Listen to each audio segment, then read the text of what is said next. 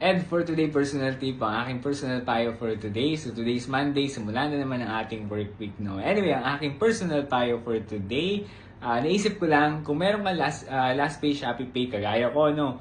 Ang personal payo ko ay may kinalaman dito. Naisip ko kasi na pagpapahingin ko muna siya ng 1 month, hindi ko muna gagamitin. Ang reason dyan is para mas makita ko kung magkano na ba talaga ang installment na binabayaran ko sa mga platform na nabanggit, no?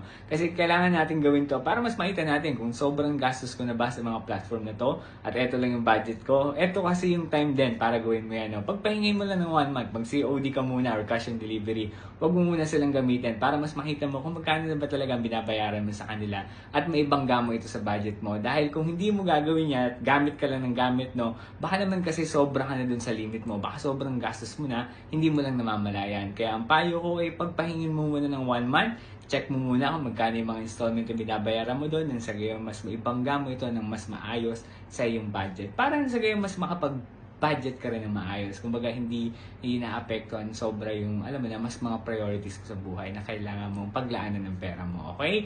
Yan lang yung personal payo ko ngayong araw. Nagustuhan mo, baka pwede yung pakilike and share yung video na to.